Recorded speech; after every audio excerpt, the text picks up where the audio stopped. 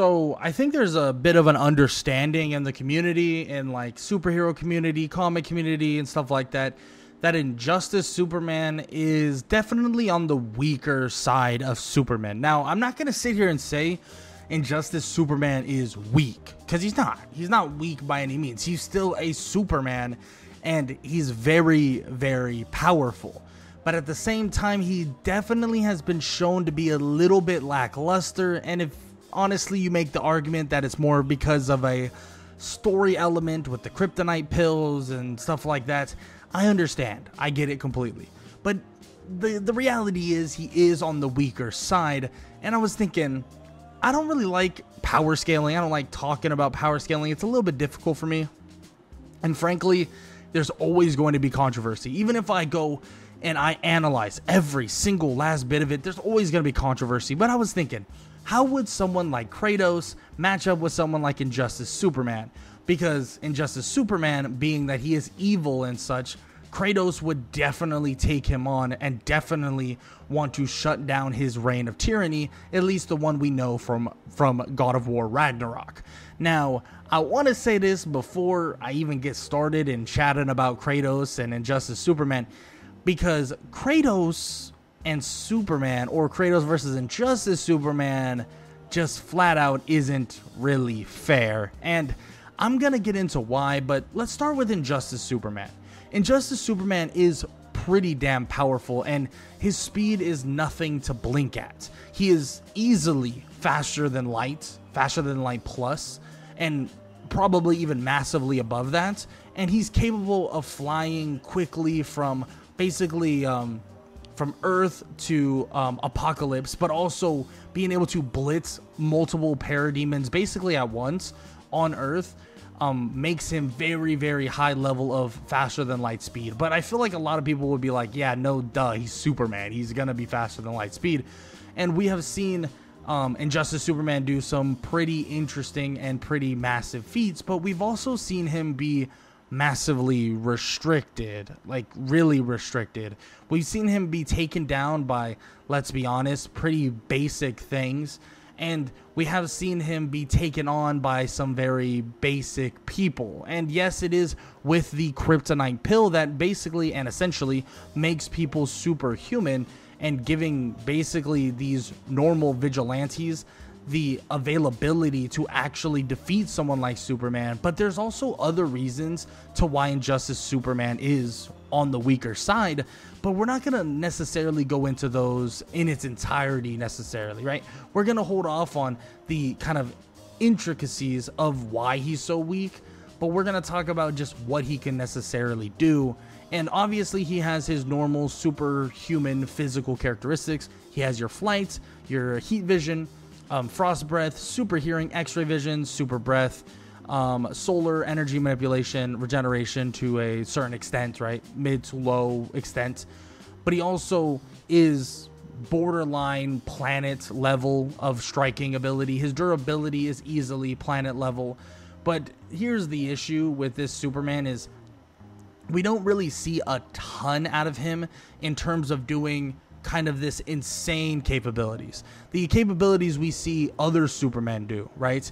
Some Supermen literally hold up the entirety of the heavens, right? Like there's different versions of Superman who are multiversal, but this version of Superman is on the dumbed down side, which might be a little confusing for most people, but it is confusing because it is odd that a Superman that supposedly isn't holding back is on the weaker side, but maybe because comfortability makes him complacent. And that's what I truly believe. I truly believe that comfortability has made Injustice Superman complacent and would make someone like Kratos and make someone, well, as powerful as Kratos, a match that wouldn't even be close. Yes, I said it, and I'll say it again. Kratos from Ragnarok would absolutely destroy Injustice Superman. Now, let's talk about why. Because this fight isn't fair, because I'm going to be honest, video game characters are not fair. Video game characters are flat out not fair. Now, I will say Injustice Superman, hey, he's in a video game, But in terms of power scaling in that video game, he's not even close to Kratos. And frankly, even in the comic, I don't even think he's that close to Kratos, because Kratos is weirdly overpowered in every scenario. Now, if you play the God of War games, like your boy, I've played the God of War games, literally all of them, and frankly, it seems like, oh yeah, you know, Kratos isn't that strong, right? He's not that strong, but he really is. He really is. He has taken down countless beings, and we can literally go on a long list of beings that he's taken on, and we can talk about their level of kind of just immense power that they truly portray. Now, I want to talk about speed, because bare minimum, Kratos is faster than light. Kratos was able to more or less outpace Hermes, or catch Hermes, and Hermes was able to outrun Helios, aka the light of the sun, and that's just right off the bat makes him faster than light. Now, this is still slower than Superman, but I want to talk about a possible little kind of tink in the armor with the idea of his speed, because this is something that video games power scaling is very dumb, because we're talking about way back before Mr. Kratos was even alive, but the Primordials existed and they fought the Titans. Now, the Primordials were in a time where time didn't exist, aka making their speed unrecognizable, or to an extent and arguably infinite.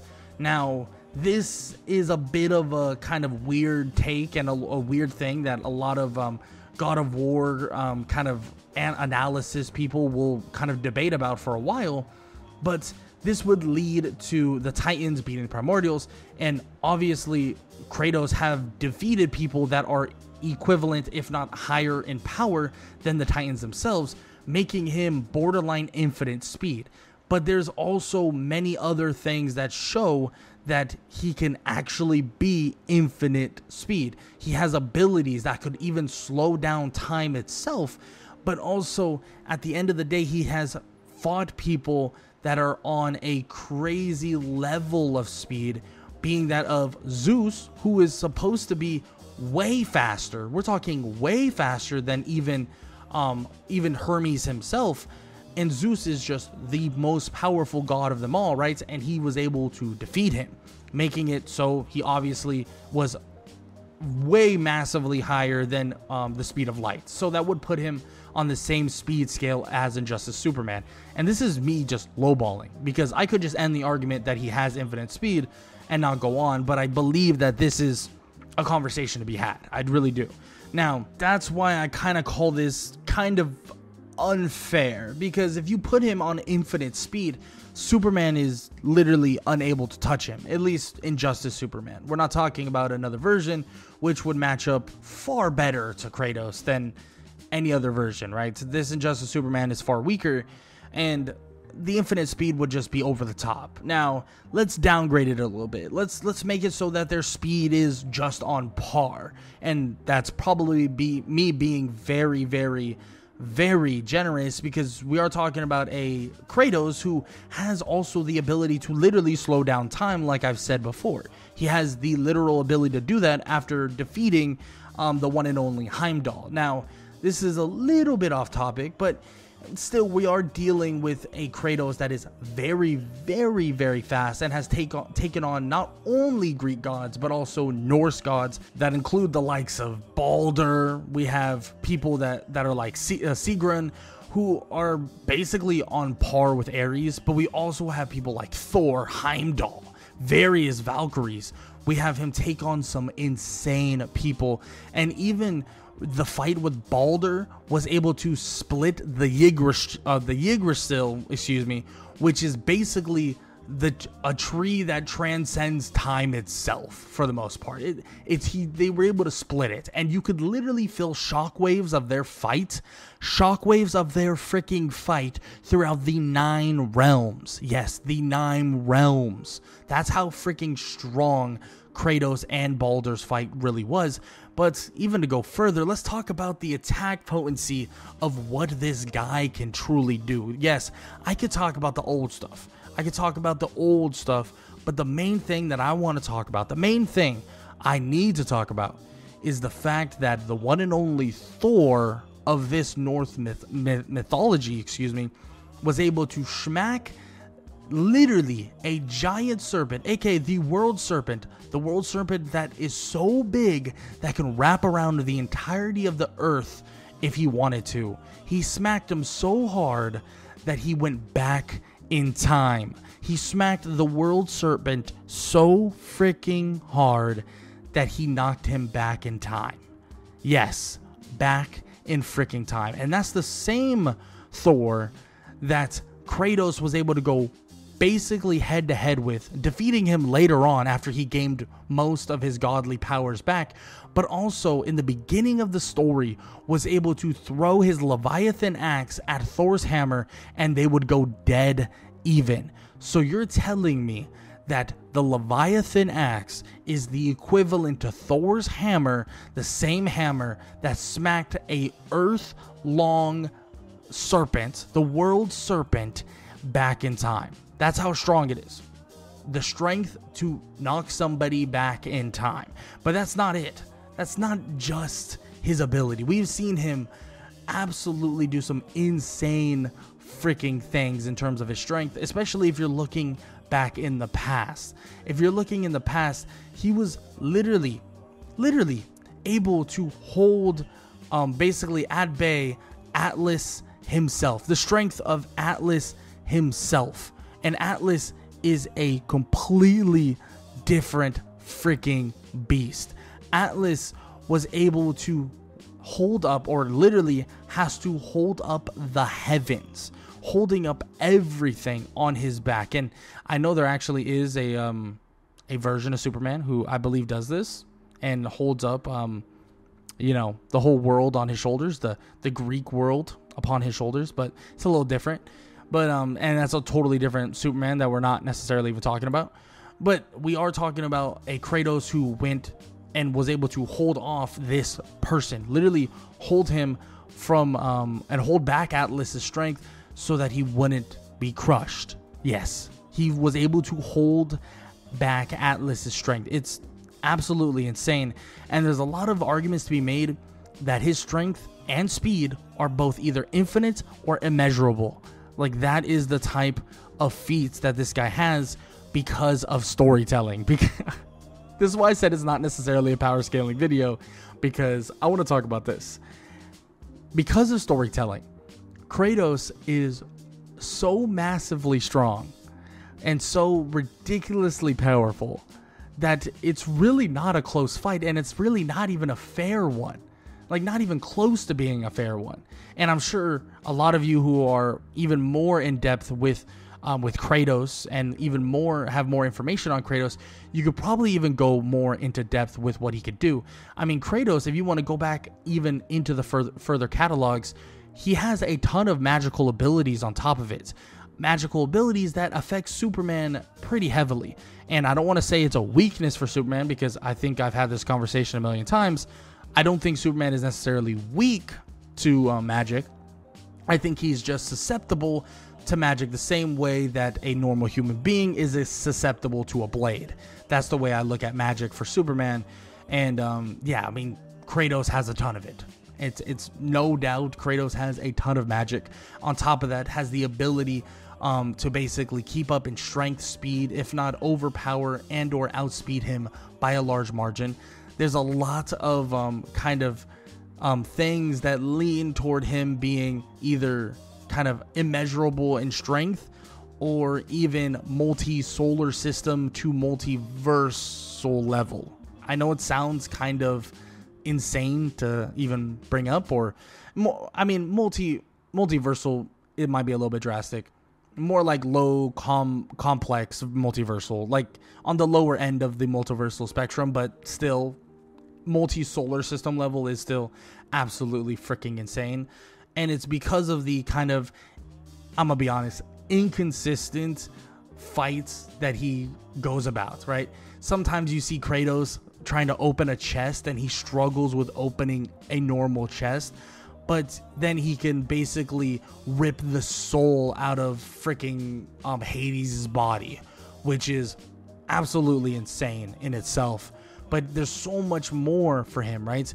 He has done some absolutely insane freaking feats, and you can really go down the list of stuff, even with the fights with the Fates, which basically the Fates can control like time itself, and there's times where Kratos in God of War Ragnarok literally peels open the fabric of time itself, takes on beasts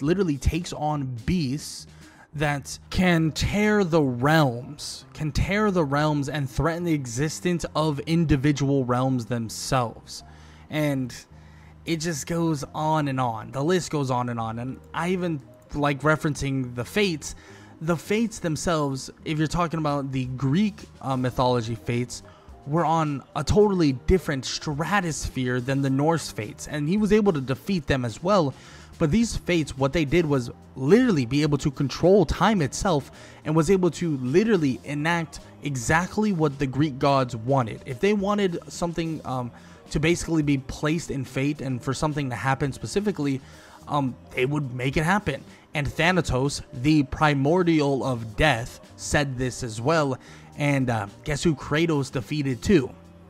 Yeah, Thanatos, the primordial of death. Someone who has, which arguably has infinite speed and has some insane capabilities on his own. And Kratos was able to defeat him. And for example, if you were ever questioning if Kratos was going to be able to take on a primordial because we weren't able to see him take on a primordial, well, Deimos and Kratos do take on a primordial, and that would literally be, well, the person I'm talking about, right? That would literally be Thanatos. They take on Thanatos, who is more or less the equivalent to, or scaling from the other primordials, and he was able to fight alongside, if not with them, on an even playing field. He literally participated in the primordial war for an eternity and survived. So that's a pretty crazy thing, but I'm also not talking about Thanatos in this video, but it's something that is relevant because Kratos was able to obviously defeat him. I think you understand where I'm going with this. God of War has a lot of games, and a lot of games make Kratos really overpowered. And I know some of you are probably saying, well, some of this doesn't matter because, well, he no longer is in Greece, and he cut all ties with the magic of Greece. But even with the kind of the things he's able to do and the things he's shown to be capable to do in the world, or the Norse world and the Norse kind of mythology, he's able to do some absolutely insane feats. Feats, like I said, beating somebody who was able to hit something so hard that it went back in time is no joke. No joke at all. And the fact that the Leviathan axe is equal to Thor's hammer in equivalency is basically as strong as something that can knock another being back in time. And he also defeated multiple beings that were tearing literally space, reality, and time itself in like fragments. And on top of that, being able to literally send shockwaves throughout the 9 realms and also kind of mess up the Yggdrasil itself is a totally different another level of insane in itself as well. And like I said before, no hate to Injustice Superman, but the fights between Kratos and Injustice Superman, it isn't really fair. It's not. The only way you would possibly make this anywhere fair, where Superman would even stand a chance, if not probably have a chance at winning, a good chance at winning, is if you make it so it's right before he actually ends Ragnarok, right? It's the beginning of the God of War, like God of War 4, which would be when he basically lost all his powers. He's been kind of sitting, living a peaceful life, and Baldur finally shows up. But he still was able to go kind of hand for hand with Baldur, and Baldur himself, like I said, was in capability of literally sending shockwaves throughout the 9 realms. But that version of Kratos, where he's a lot weaker, he only has the Leviathan axe, he doesn't have all these other freaking weapons, by the way, which we haven't even talked about that much, but these other weapons are insane too. he has the spear of the Dropnir spear. He has the Leviathan axe. He has the chains of, or the blades of chaos, of course. He has the primordial freaking fire blades, of course. The vintage Kratos weapons that we all know and love. The blades of chaos are absolutely insane in terms of feats as well. And on top of that, we are dealing with a Kratos with a lot of magic and magic-based items. So, like I said, if he wanted any chance, if Injustice Superman wanted any chance, you would have to get Kratos before he started redeveloping his powers and getting all of those powers back. And I always find it funny because every game you start, it's as if Kratos lost all his powers. He's no longer overpowered, which is kind of the only way I believe Injustice Superman would be able to defeat Kratos. Because in all honesty, Superman, yes, he might not be holding back because he's basically evil, or for the most part kind of a little bit uncontrollable now. But Kratos is not going to be a person to let his guard down. He's not going to be a person to basically let Superman get the jump on him and so on and so forth. And yes, the idea of him being able to fly may be a little bit difficult, but other than that, I'm gonna be honest, it's just not fair. It's just not fair at all. And it's kind of proof that if you power scale and you do kind of like a contrast and a comparison of character to character and say that this character beat this character, and because of that, this character is at this level, and if you do that, I mean, you are going down a massive rabbit hole. We're talking massive rabbit hole that makes Kratos very, very powerful, even more powerful in like a logistic standpoint than he really ever would have been. Now, I'm not saying Kratos is like fake strong by any means, but he definitely, if you stack everything up on top of each other, yeah, Kratos is at a completely different level, and unfortunately Injustice Superman would not be able to overcome that hurdle. And like I said before, kind of shows proof why video game characters are weirdly overpowered for storybook reasons. Because when you're making a story and you're doing this, you're doing that, you want to make it sound awesome and amazing, sometimes you make characters very, very strong, right? You make them very strong. And if you make them too strong, you know, this is what you get. You make them too strong, this is the reality that sets in when we are dealing with Kratos himself and the level that Kratos can possibly get to. But with that said, I would love to hear what you guys have to say about Kratos versus Injustice Superman and why I personally think it isn't even fair. But with that said, I hope you guys enjoyed the video. If you did, please leave a like, leave a sub, leave a comment down below, all that good stuff. And yeah, that's all I got to say. Hope you guys enjoyed the video. And yeah, if you enjoyed this video, YouTube believes you'll enjoy this one, so might as well go check it out.